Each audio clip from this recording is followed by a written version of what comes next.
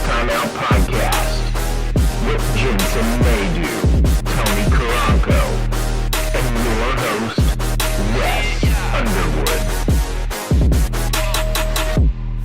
Subscribe and follow button on YouTube. And, first up, we talk NCAA March Madness, and we got the Final Four tonight and tomorrow. First up on the women's side, we have South Carolina and NC State. And then we have Iowa and UConn. So out of those matches, who you got going into the championship?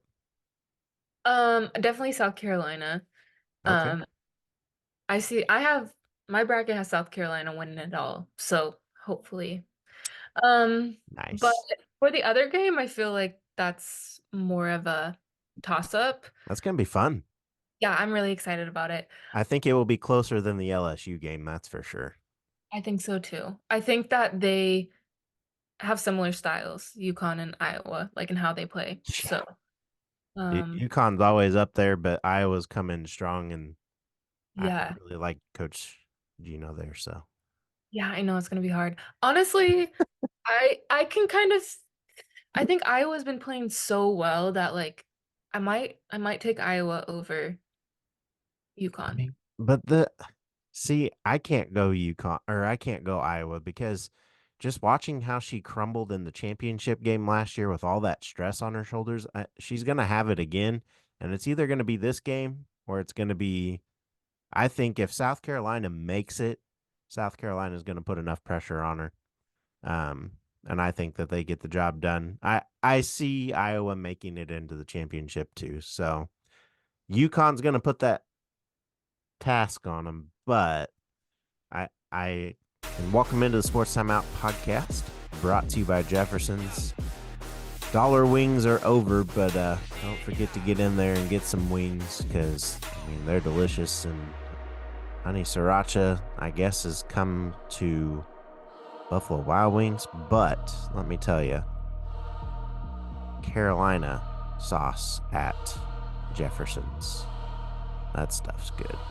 That's good. But yeah, and on top of that, if you're looking for a brighter, straighter smile, get on over to Robert's Integrative Dentistry in Joplin. You can schedule your appointment today at 417-622-0404. If you want to go over there after you get those wings and just kind of, let them poke that out there. But yeah, Wes Underwood, Clint out. Tony's back in, Jensen's back, and Jonah's out this week. But how are you guys? Pretty solid. Yeah, feeling good. Good. And yeah, well, you guys ready to go? Ready. What do you got for us today? Before we get started, make sure to hit that subscribe and follow button on YouTube. And on top of that, first up, we'll go ahead and talk NCAA March Madness. And Jensen, you and I were correct on South Carolina overall. I know I made some stupid picks last week, but I was trying to have some fun there. But my bracket, I got the champion. You probably got the champion there. So good job. On the men's side, UConn with the repeat. Fun end of the season. Clark is done. Did she ever win a ship? No. She did get Iowa on the map, though. I'll give her that. She set the all-time scoring record in NCAA basketball in general. Other than her flops that I didn't really enjoy, she did bring a record-breaking crowd to the NCAA Women's National Championship with a record-breaking 18.9 million viewers, which is up 90% from last season. And then, as opposed to the year before in 2022, it's up 288% from that. So that right there is incredible. The men brought 4 million less also, but what's even more incredible is KU and North Carolina back in 2022, they had 17 million, and the women were able to break that this year. And North Carolina and KU was, at that time, a pretty sought after, national championship. So, especially with, Roy and, coach over there at Kansas right now, Mr. Self. So, I don't know. Yeah. And, what are your guys' thoughts here? Go ahead and speak on that, because, I think it's good. I'm glad that the Clark era is done, but she did do a lot of good for the league. I'm happy to see her go to the WNBA. We'll see what she does there. But She's yeah, not going to the NBA. do She's not going to the WNBA. She's going to the Big Three. oh man. Which is, I mean, honestly, I hope that'd be fun for her. But I'm That would be thinking fun.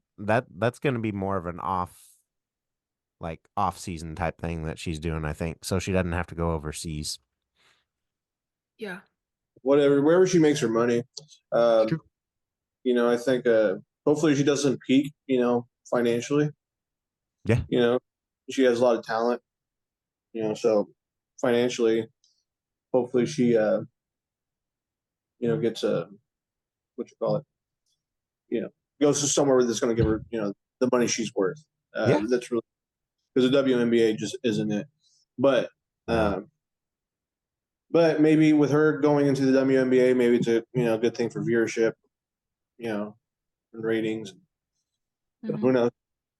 Yeah. I mean, the overall, like, this is a pretty solid class of women coming out, this year. So, I mean, that definitely is the most followed class, in college that anybody's really paid attention to. Yeah. So maybe that can translate over into the WNBA. I agree. That'd be good. I just think that. Oh, were you done, Tony? Yeah, I'm done. I was just talking. Okay. I just think that this is like a classic invest in women's sports and people will show up. Yeah. I just feel like, I mean, I know money runs the world. And I just feel like now that women are being invested in and they're being covered, they're on ESPN, they're being covered big stories on social media. I just think that it'll only continue to grow. I think obviously Caitlin Clark opened up Caitlin Clark and Angel Reese, to be honest, Yeah. with like the controversy. I feel like they opened it up for women's sports. Without them, I don't think that we would be where we are. But I just hope that people continue to watch women's sports because, I mean, there's always been some dogs, but Yeah. they just never have gotten coverage. So, you know, I they mean, really even trying to change Paige it. Becker, right? Yeah, exactly. No one knew who she was up until probably 2 years ago either, and found out that they played together and played against each other and all that stuff. I mean, that was pretty cool. Yeah. Right. And I even would say. Oh, go ahead, sir. I was like, even like Haley Van Lith, like she played on the USA team with them. Like, Yeah, basketball's it's a small world, you know? it is. Yeah. I've said this before on the show. I think the biggest thing that women's sports needs is more women viewership. Yeah.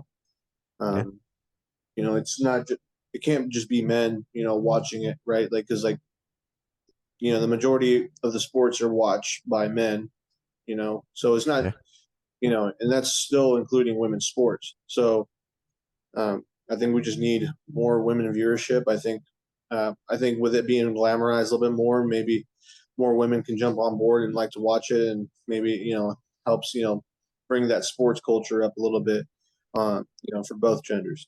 Absolutely. So Yeah, I feel like you can't even get on social media without seeing something, unless it's just my feed. But even some of my coworkers, they're like, yeah, this basketball player number 22 keeps showing up. So, I think it's right, really cool. yeah, and I have seen a little bit more of Caitlin Clark stuff.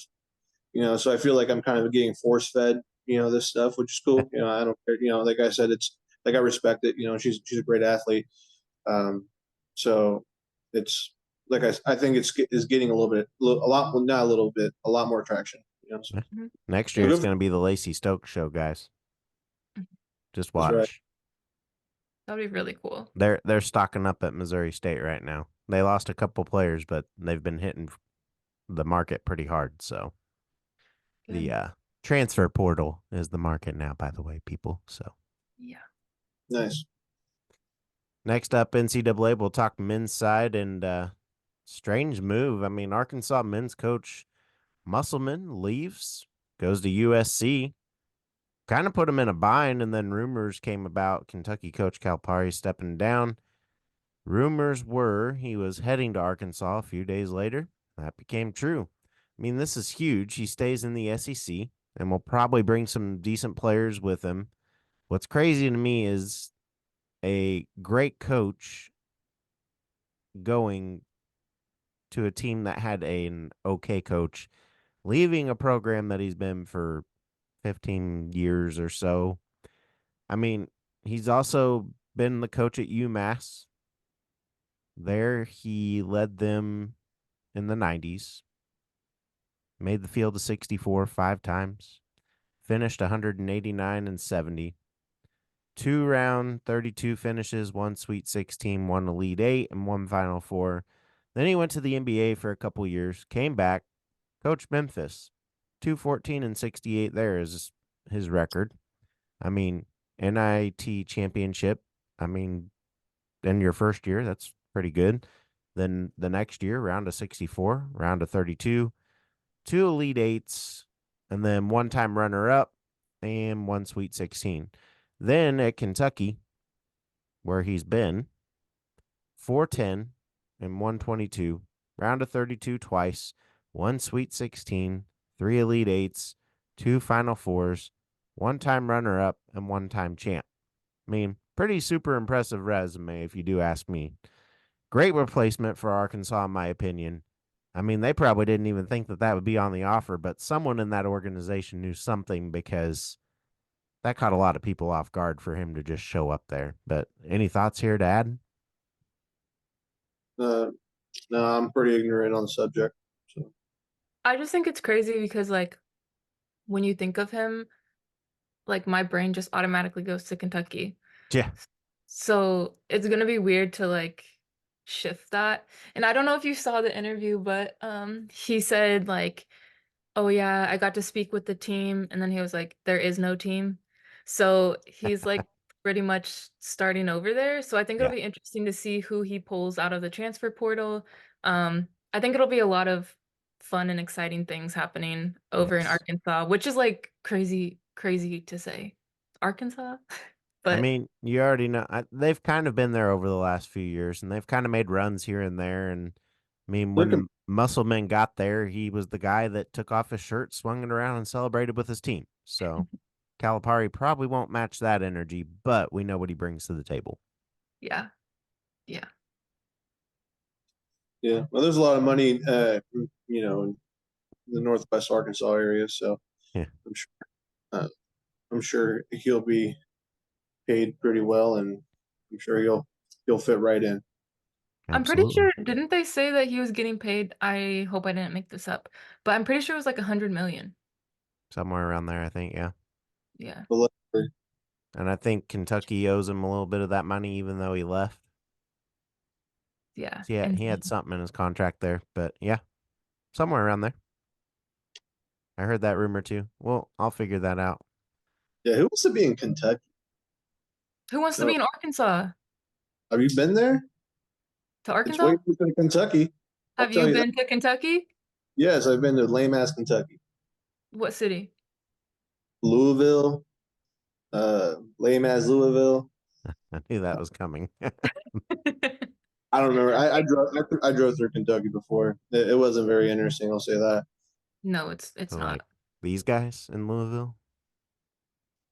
Yep. Oh, boom. But Lexington, that's even worse, I feel like. But anyways, Touche. I don't know. It's where the bluegrass grows, so whatever. Yeah. Next up, we'll go ahead and talk MLB. We'll get off that one. And we'll talk Royals. And yet again, I mean, last week we talked ERA of the starters. This week we talk home runs. I mean, not only is the starting rotation fired, but their hitting has become bussin'. And not only are they driving that bus, but the Royals have hit 16 home runs in that span. They're on a 7-8 game winning streak right now. Good for number one in the AL Central currently with home runs and runs batted in. I mean, last I checked, they were like today they gave up 3, I think, or yesterday they gave up 3. They've only allowed 4 home runs against them, by the way, which that's pretty big. But this team is a team to watch right now. They turned it around because this time last year was not great. We didn't see good baseball until September out of this team. It carried into this year, and Royals fans should be excited. I mean, last I checked, though, what I was getting to there, I think they're at 70 something runs scored after the last couple games that they've had. And then like maybe 30, 35 runs scored against them. So that's pretty good. And I was looking around the MLB, and yes, Tristan, if you are watching, the Yankees actually don't lead the Royals over runs, but they do have a better record. So that's something to watch down the road, bud. Something to watch down the road. But yeah, I mean, this is a team to watch. And Kansas City, you should be excited. You have NFL back-to-back champs. The Royals are winning. Sporting is contending. They're in the midst of the table. And then the current are in first place currently in the NWSL. I mean, what time it is to be in Kansas City right now. Like everything that's going on with the debacle of the voting thing, but wow. Any Sounds thoughts, pretty Dad? rigged to me. Do what? Sounds pretty rigged to me. I don't know about Rig, but Now, good for the Royals. I know they've sucked a lot the last few years, and they need a little up season. You know, to kind since 2017, man, it's been pretty bad. of right. But yeah, no, cool. Congratulations. On that I note, have we'll nothing go. to add. Nothing? All right. On that note, we'll go over to the NFL and we'll talk Chiefs, and we'll be here for a little bit in the NFL. Got a few things to touch on here with this week. Lots of weird things happening in the NFL offseason this year. I mean, we'll talk one right now. Rashee Rice last week, APB. Then people say he wasn't driving. Then we find out he was. He said he was cooperating, and now we find out he's got a warrant because he hasn't appeared. I mean, I don't know what's going on down there. I don't know everything that's happening, but I mean, his social media, he says he's good.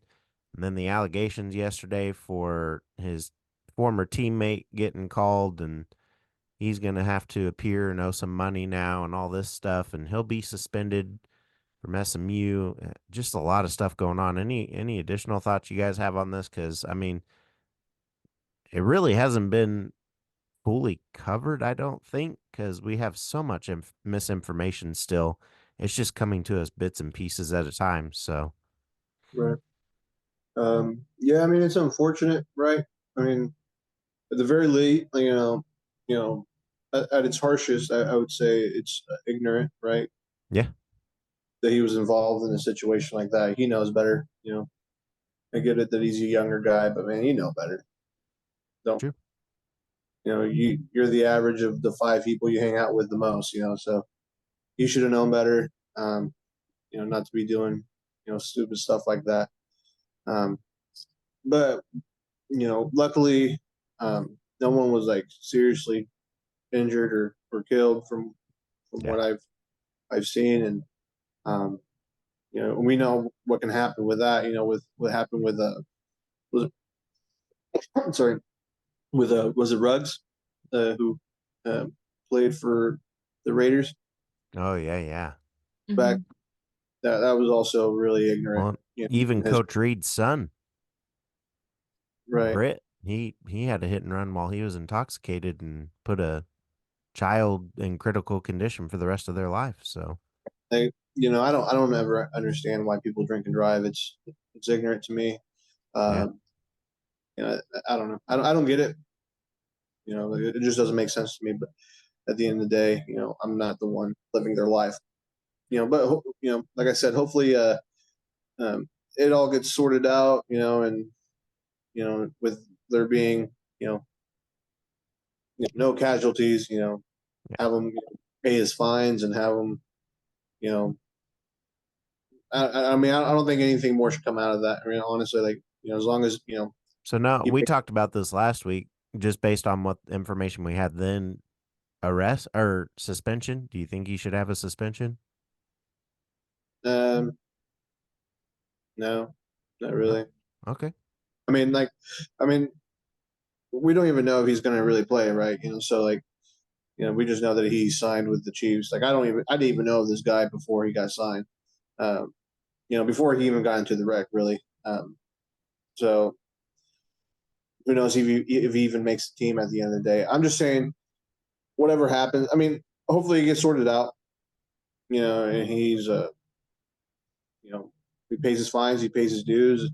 If he needs to go to jail for a little bit, I don't see that happening. I'm sure he has a good attorney. Yeah. It'll probably end up being a slap on the wrist situation.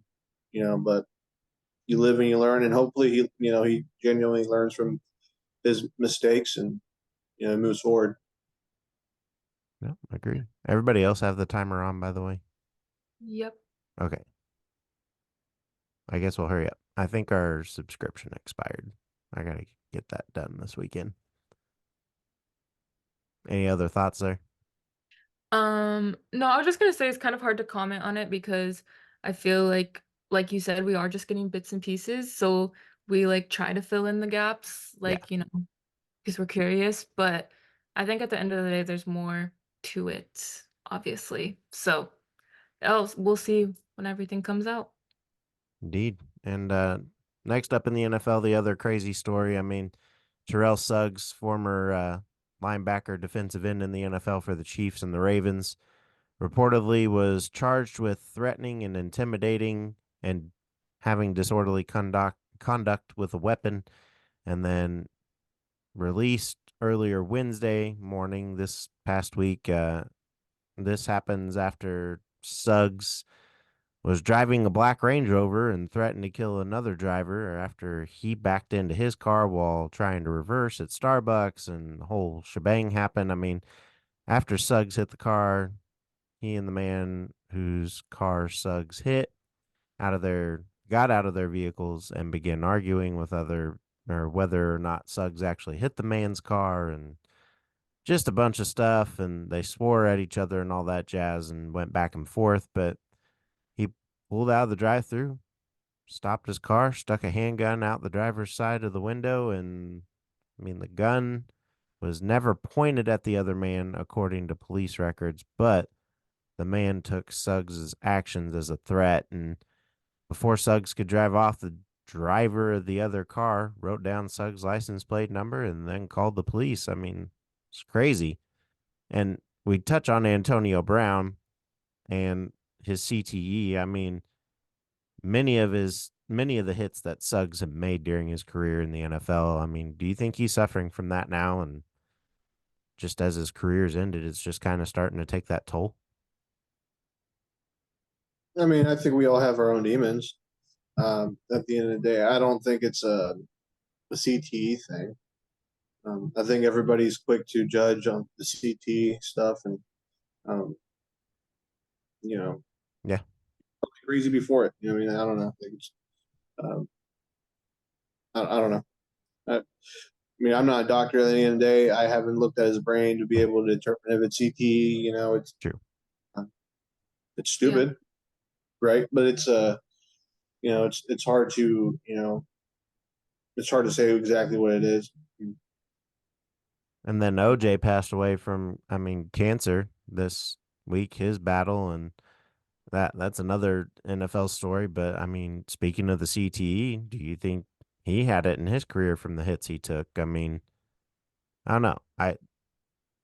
Any more to elaborate on that one? Because I mean, I kind of feel like this way with the CTE side. I mean, Suggs, honestly, I feel like he had it. He had a lot of hits. He was part of that big defense that Baltimore had with Ray Lewis and Ed Reed. And I mean, those guys hit hard and they use their helmets. And Yeah. Right. Yeah. I mean, yeah. It's hard to say, man. For real. Like at the end of the day, it's a whole different lifestyle. That we haven't lived, and slowly but surely, stuff is coming out from you know how the sporting world is involved with Hollywood, and yeah, the dark side of Hollywood, and um, you know there's a lot of stuff going on that who knows what what really is going on inside their head and what demons they're actually battling. True. Mhm. Yeah. I also think that like just like mental health wise, I think being like a star and then like no longer playing this sport that like you played your entire life and that you're known for and that's like your identity, I think that that can also take a big toll on people. So it also could just be that he's not handling that the best either. So or it True. could be a combo, who knows.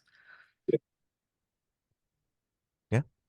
On that note, we'll go ahead and head into Sporting Kansas City and talk about their matchup this week. And I mean, they've had their woes at home over the last couple that they've played there now, and they have a huge game getting ready to happen at Arrowhead. And honestly, I want to consider this an away game for them because it gets them out of Children's Mercy Park. It gives them the chance to perform in front of quite a few fans. But what they're going to have to do is step up their second half performance. They're performing great football through the first 45 minutes over the last few games, but two of those three, which unfortunately have been at home right now. I mean, it's unfortunate at this point in the season because, I mean, they haven't competed well. One resulted in a late comeback loss and one resulted in a late comeback tie. And I mean, it's like they haven't even thought about playing past the first 10 minutes of the second half. I mean, granted, you have the factor in this last game against the Timbers where Willie Agata missed a huge opportunity and then within the next 5 minutes, the Timbers go up and get down and get their opportunity and capitalize. I mean, again, they're going to need to step it up here. It's going to have to be against a pretty decent Inter Miami team that's pretty much was in the same boat as Sporting last year.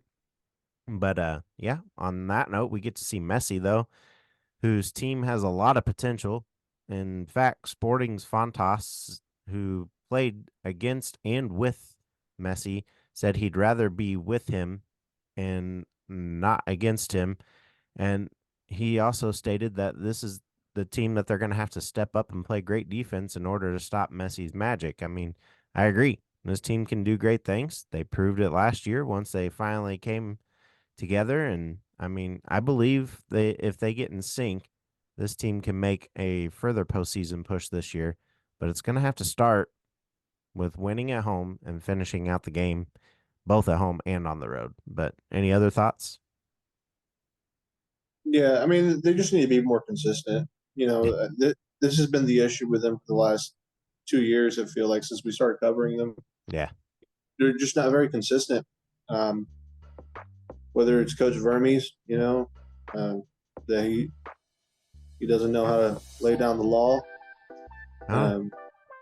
Like maybe he just needs to be more assertive, more aggressive with, demanding more out of his players. Because obviously they're losing focus. Yeah. So there's something going on there. So I think that at the end of the day, that comes down to coaching. At the end of the day, whoever's in charge is going to take the blame. Yeah. So he needs to figure something out to keep them focused, and keep them fresh. Whether it's maybe sitting some of his key players out for the first half and having them come in the second half. That way that maybe the team doesn't suffer the second half. Maybe them doing more conditioning. Yeah. I have no idea. But something needs to be done, right, for them to be consistent throughout the whole game because they're playing good first halves, but like you said, that those second halves are, they're dwindling down. So Yeah. they're losing focus or conditioning. It's one of those two, and both of those are could be fixed by the coach. Indeed. Local sports updates up next, brought to you by Trackside Burgers, 1515 West 10th Street. Go get one of Chef Mike's specialties. And weekend high school baseball, due to all the rain last week, schedules are kind of wonky, so tune in to each team's social media for more info. And 2-minute warning brought to you by Hot Stone Pizzeria. Not feeling like cooking this weekend, go grab a chicken bacon ranch pizza over there. Missouri Southern softball on the road, baseball back home, and yeah, go check them out this weekend. Darren hope- and Brian Jones fight this weekend too. yeah, excited for that one. Wish I could go, but guess I'm going up to see Messi. But yeah, the conference up there in Springfield for Theron and Jones is where? Springfield is hosted by James River Church. All right. Well. But yeah, it'll be cool. They're actually fighting Friday night. So. Very nice.